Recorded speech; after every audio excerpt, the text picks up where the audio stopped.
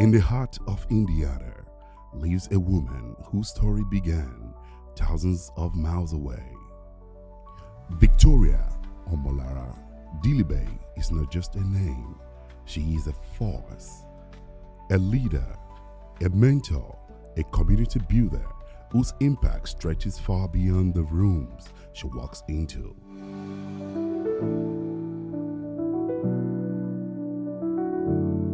She's kind, she's a God-fearing woman, she's a woman that I've been through a lot. She has always been there for me. She can go extra mile to do whatever she wants to do for you.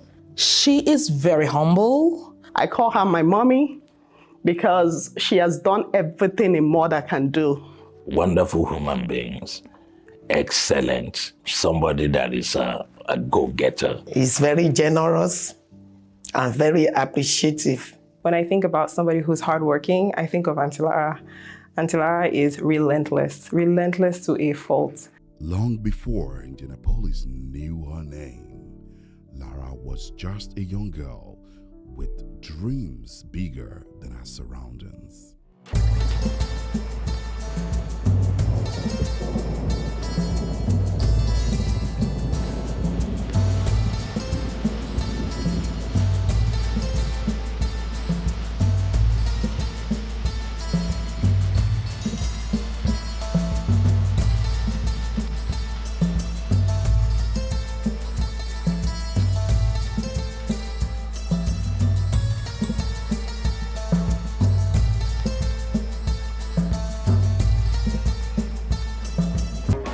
From humble beginnings, she built a future one determined step at a time.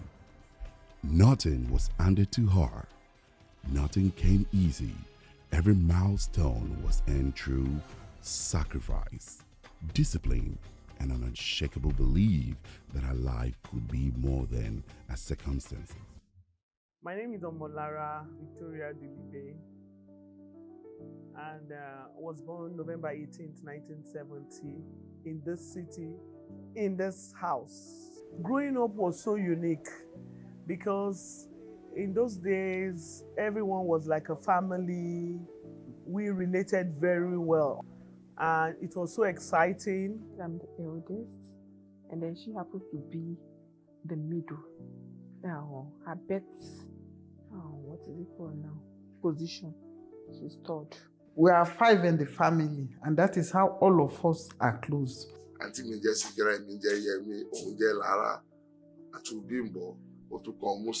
by the time my mother had her, being a girl, I was kind of happy.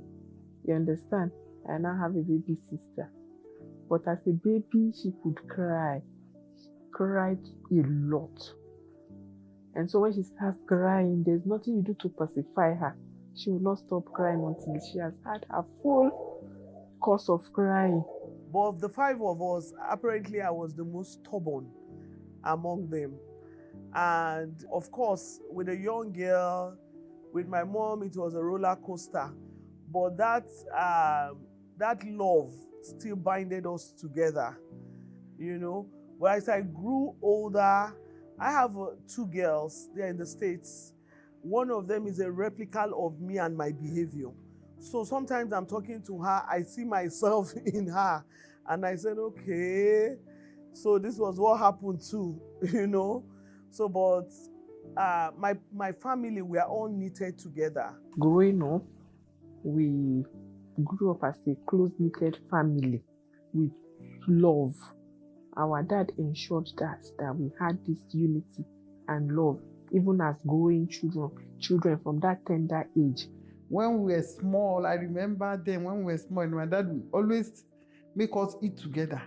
Even if we fight and kill ourselves. We eat together at the same time. We prepare our meals with our dad together. Do you understand? And then we do everything together.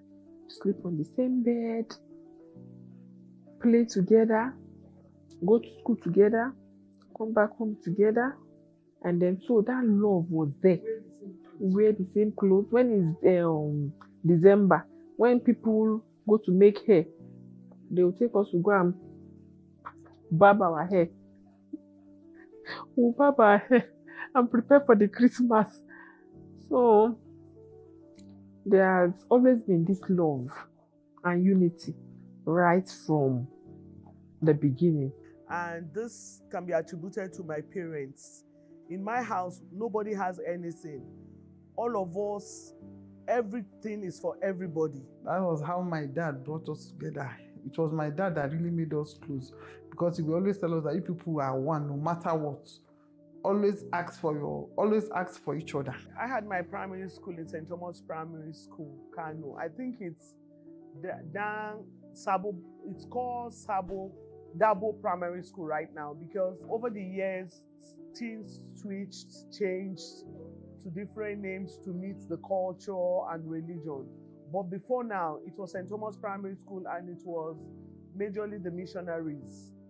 After that, I went to Federal Government Girls College, Kuzori. To Plateau School of Accountancy and Management Studies, Jos. Then to Bayero University, Kano. So it was just a straightforward thing. The highest degree I attained was a master's degree in banking and finance. Then in between, of course, while in the banking industry, I went to different courses. So when she started working in the bank, then me, I was working in government hospital. And then bankers in those days were privileged. So she had started making money early in life. And then by reason of her position as a banker, she was meeting people. I started my career in the Lion Bank as like what you guys have now as associates.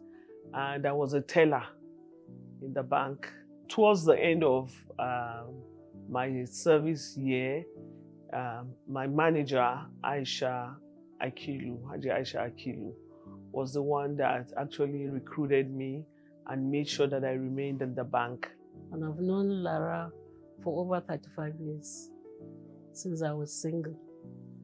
I was her manager in the bank, that is Lion Bank, Murtala Mohammed Way. She worked under me. I was her manager in savings department. Actually, I was heading both savings and foreign exchange department. So she worked with me. Not even as a staff, she was on attachment with us. And I worked with her. I really liked the way I worked with her because she was very hardworking. When the first son, Junior, got admission to IUPI in America, immediately she came back that day. I saw her face was just someone. Since I know her very well, I said, what was the problem? She said, Junior got admission, but I don't have money. I don't think he can go. Hey, I said, if you know you don't have that money, don't tell him. Just keep it so that he will not feel bad. She said, okay. But after some time, she now said, Bimbo. So this is what I've been praying for. And you don't want him to go. I said, so what will you do? She said, let's just try. That was how he sent Junior to school. Immediately, Junior came to school. She stayed in like 3 weeks in the US. So when she came back home, the day she got home, that was the day Boko Haram struck in Kano. Over 100 people are feared dead following a multiple bomb explosion at the Grand Central Mosque in Kano State, northwestern Nigeria. The explosion occurred Friday afternoon as worshippers were about to begin their Jumat prayers. The mosque is one of the biggest in the Nigerian city of Kano and attracts a huge crowd. That was January 2012. So she was in the airport. She now called me. She just said, Bimbo. I said, don't come home. Just stay in the airport. Kano, everything. You understand? So when I just told her, she said, hey, what happened? I said, Boko Haram in Kano, bombo. I spent 3 days at the airport. And from then I made up my mind that I needed to move my children away from Nigeria. I needed to move all of them to the US. So I started the process in July of 2012. I moved all of them to the US. And my thought was, keep them there, come back and face my career. But again, I was saddled with facing my career and losing my kids, or just leaving them there and being with them. So that Boko Haram thing actually changed the whole dynamics. It was a big leap for me. You know, I had to leave everything. I mean, everything, my career, the success I've built and everything, and I went to the unknown. That was how we left Nigeria to come to America. I remember when we were a month to when we would leave, I would go and meet her, I would say, Madam, so you leave all these things, see, you have a good job. I want us to go to America. What will we be doing in America? She would say, God will show us what we'll do in America. Every day for 30 days, I was always asking her. She said, God will show us. But the only thing she told me is that she knows that she's coming to America, but she's not going to work for anybody. She was going to look for a business. I said, what kind of business? He said, I don't know. Let's get there first. Armed with faith and resilience, Lara took a bold leap, chasing new dreams across the ocean. You know, when I went to the US, I went with a visiting visa. And I see people doing factory job, glorified omodo, you know, all those menial jobs. I said, me. But I didn't have papers. I started asking them one by one, if I see you, what are you doing? You will tell me. You, what are you doing? When I put my machinery in place, I just blew the whole place. When I started my business, the first time we applied, they didn't give us. The second time, they didn't give us. Me, I was even saying, "Hey, we are like so much." She said, "No, that we'll keep moving, that we will get it." So she doesn't take no for an answer. No matter what, she will say, no matter what, she will say, we always cross the bridge. Of course, it's a small community there in the city that I was. It was so clear that, this woman that doesn't have papers, she's just joking. But I knew I wasn't joking.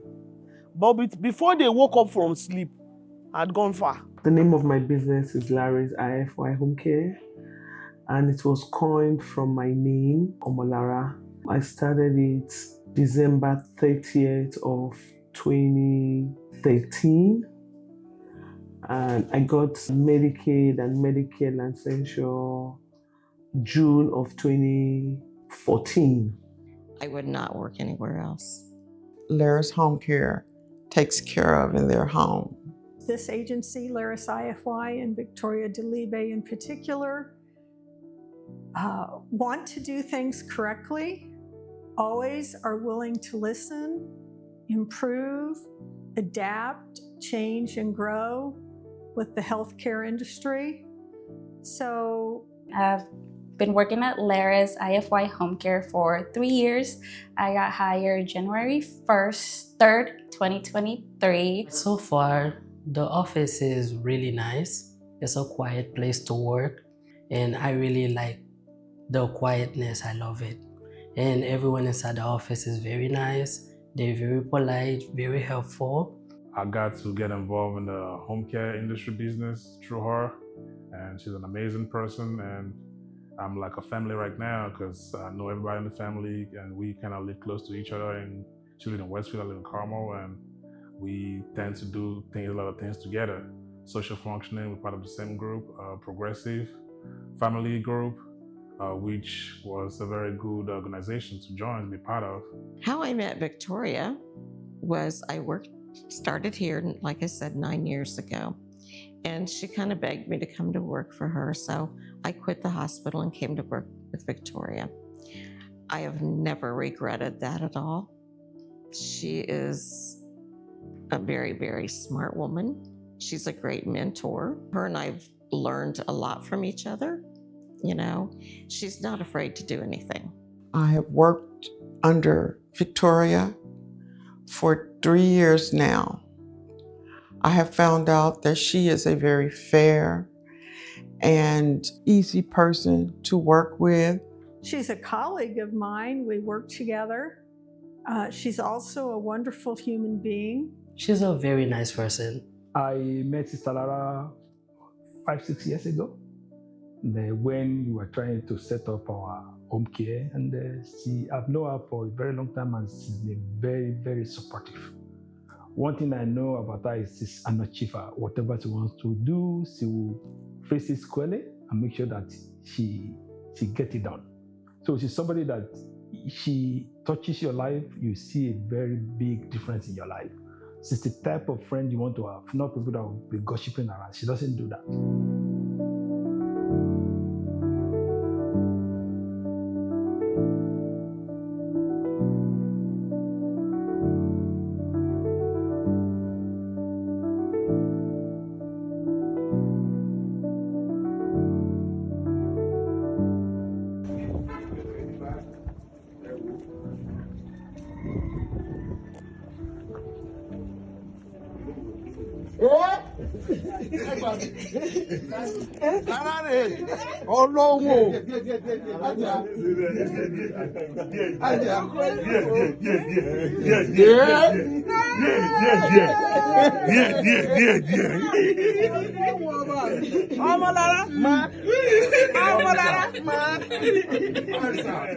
I'm very happy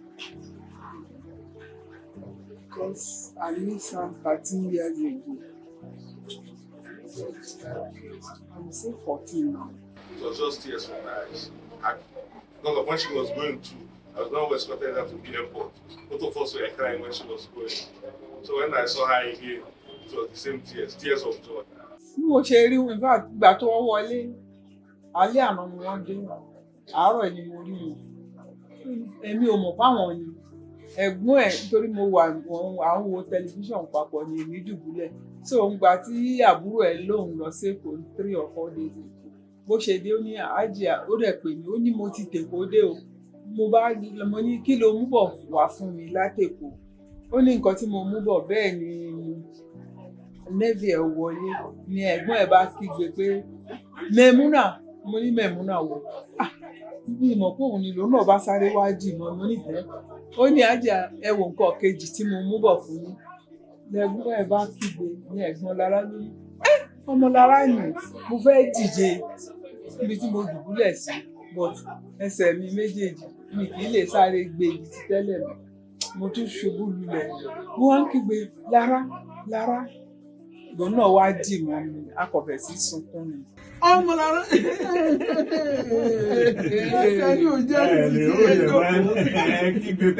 I've lived home for 13 years, so my mom is my primary. Secondary, it's to unite back with my family, and of course my pet project, the girl child.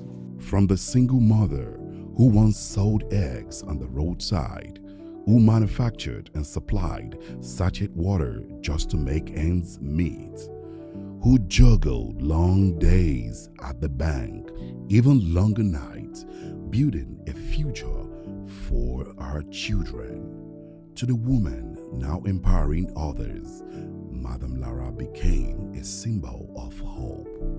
In 2019, Auntie Larris called me, which is what I call her. I was like, Didi, God has impressed something in my heart and it's heavy and I want us to act on it ASAP. And when she gives such kind of instructions, I take it very seriously.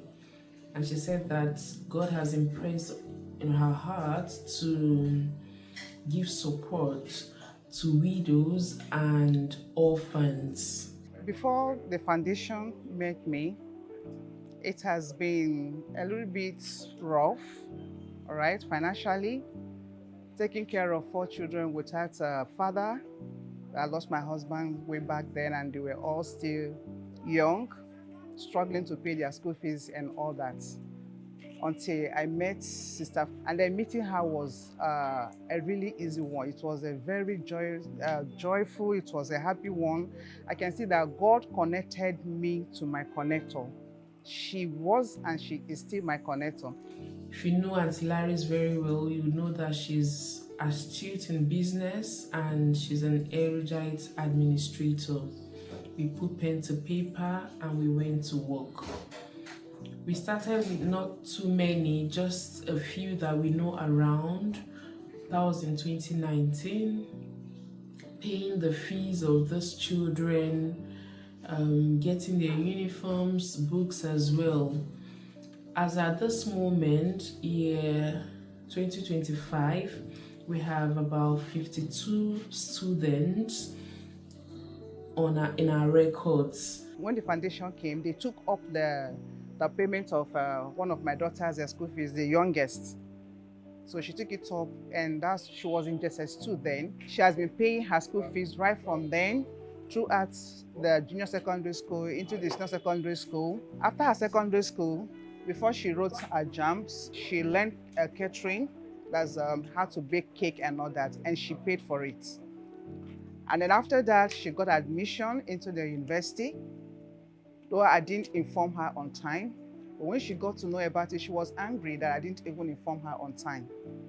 And then since then, she picked it up.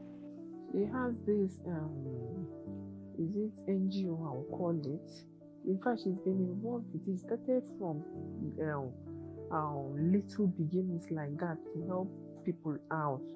Even we as our family, if there are friends are in need, and you say, this person is in need, can you help? She will.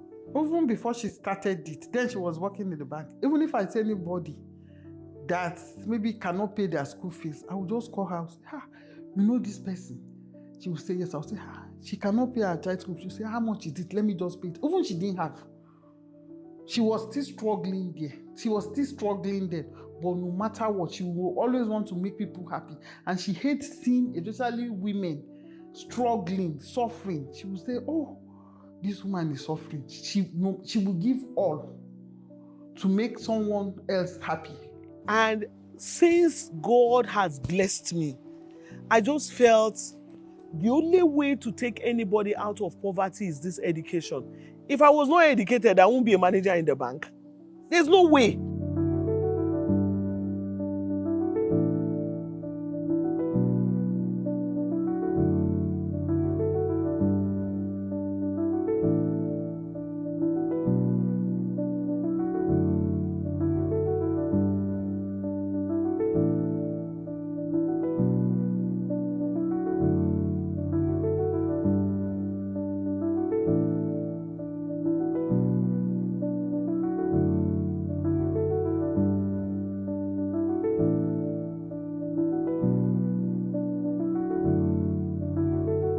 And one other thing again I know is, I know a lot of people are praying for me. That I cannot take away. Èmi máa sọ fún pé tóun bá jí kó ṣáà ti máa ṣàmì tiẹ̀. Ṣé òun gbádùn mi? Pé tó bá jí o, kóun ṣáà ti máa ṣàmì. Ọlọ́run mo dúpẹ́. Mo sùn láyọ̀, mo jí láyọ̀. Àwọn ẹrú Ọlọ́run. Ṣé òun gbádùn mi? Wọ́n gbàdúrà lọ́wọ́ fún mi. Ohun tóun ní láti kó ṣáà máa ṣàmì tó bá jí láàárọ̀ ni. Ó dá kéèyàn gbàdúrà. Ṣùgbọ́n òun àwọn èèyàn bá gbà ni. My prayer is that the Lord will remember her good work, like the Lord remembered Dorcas, and brought her back to life. Let God give her a long life to enjoy the fruit of her labor. And I also pray for her that with all that she has labored in the vineyard of God, on the last day she will not miss heaven, that the Lord will be able to reign with her in glory. This is my prayer for her. I'm praying that she's just starting. Where she is her starting point now. The Lord will give her divine wings to soar higher. I'm praying that she will not know a better yesterday, that she will move from glory to glory. She's really appreciated, and my prayer is for me to see her succeed beyond the level at which she is currently. Every day I pray. I pray 5 times a day. Every day I pray. I pray for Lara. God knows. And as a Muslim, you pray for somebody that you want to excel. And you try to appreciate people in prayers. I always pray for her. Because I know she helps people. She has been helping me, she helps people. And I've been hearing about people that she helps. God, I always ask God to bless her, protect her, guide her, bless her children, and bless everybody around her. We can only wish that God will continue to bless her Because a blessing to her is a blessing to humanity in general. And I pray that God will continue to provide for her every tool that she needs to continue to be an angel in people's lives. I want to pray for you. The Lord bless you. May the Lord keep you. May the Lord make his face to shine upon you. May you go higher, higher and higher, and greater heights for you and your children's children. I will describe her as being very, very kind, very, very humble, very humble. Because, of course, you expect that being the most successful in the family, she should ride over everybody. No, she's not like that. In fact, I tell people that even up to this day, I still cannot really comprehend the kind of personality she has. Lara, wàláì tàlà èmi jẹ́ nìkan ṣọ́gbàdùn ó ní ìjókòó nígbà tí mo jókòó ó ní ìfẹ̀yìntì ó tún wà ní ìnáṣẹ́ kí ló tún kú kí mo wà. My mom's journey, I hear it all the time, and every time I hear it, it's like even crazier. Like for where she started to where she is now, it's glory to God. It's great. So like it influenced me that she worked this hard, and like the fact that she left all her riches in Nigeria is what she would call it, for life here in America, to start from square one. I feel like that really inspires me to keep on moving and keep on going, because if she can do it, I can do it. She is creating a legacy not only for women, but for anyone that dares to dream. I know about it is coming, and we're happy for her, and we pray that as she celebrates the 55th birthday, she will celebrate the 60, the 70, the 80, the 90, the 100. I want to wish her a happy birthday, 55th birthday, even though she don't look 55, but she's looking good for her age. And I would wish her all the good things in life and more blessings to her and her family. I hope she has a wonderful birthday and that she accomplishes everything that she wishes to accomplish. I wish her all the best, and her programs, her ideas will benefit so many people, and I am proud to say that I know her. Happy birthday, Victoria. I hope that as you transition, now that you're turning a year older, I've heard you make some comments about entering a new phase of your life and setting some new goals and maybe doing more work with your foundation.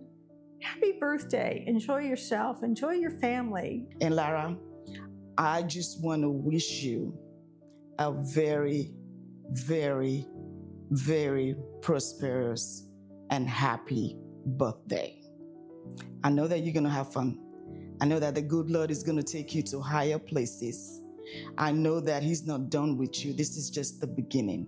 Happy birthday, and I wish the entire family for a woman, a virtuous woman, and a woman of a sage woman, that because she's a one in a million. As a pastor, I wish you happy birthday, and I pray that God will make his face to shine upon you and the entire family in the many, many years ahead of your life journey.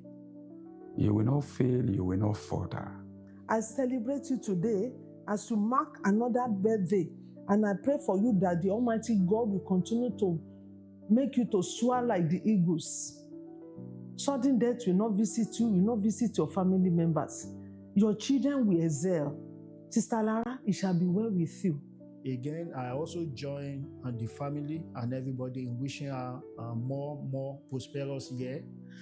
She's an engine for our community, and by the grace of God, she will continue to prosper.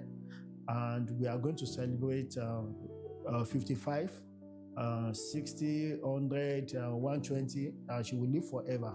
This is a wish, for many more years. Happy 55th And certainly, I pray that we'll be here to celebrate you at 60, at 70, at 80, at 90, and 100, and that your legacy will live forever. Thank you for the opportunity of meeting you, Ms. Lara Dilibe. God bless you. And really, I just wish her all the best in anything that she does, because I just absolutely love her to pieces. I wish her nothing but the best. As she's aging, she should continue to age with grace. God will continue to be with her. I love her, and I thank her for her kindness, her wisdom, everything that she has sacrificed for our family, everything she continues to do for our family. We really appreciate her. You've been great, and I'm really proud that I can call you my mom, because I feel like you have shaped me into the person I am today, me being the 15-year-old I am. I also want to say that thank you for always being on top of it. As you celebrate your 55th birthday, Mommy Oluwajomiloju, just know that I appreciate you for everything you do. I love you. I'm consistently learning from you, and everything you've done, you're gonna reap everything you've sowed in a million folds. You are the best mom anyone could ever ask for. You're the best wife. You're the best everything. You're superwoman. I love you so much, and just know the family loves you so much as well. I want to say happy birthday. I love you so much. I want to thank you for everything that you've been doing for me, for my family, or for our family. And I want to thank you for who you are, who you continually to be. I want to thank you for just being you, being selfless and always being there. I wish her long life and prosperity. I wish her everything good because she has really tried. I wish her everything good, and I wish that she will be alive to eat the fruits of her labor because she has really labored for this, her kids.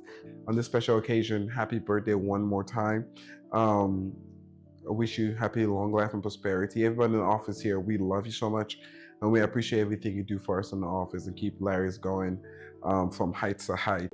From the streets of Nigeria to the heart of America, Madam Lara's story reminds us all that grace and greatness often grow from humble beginnings.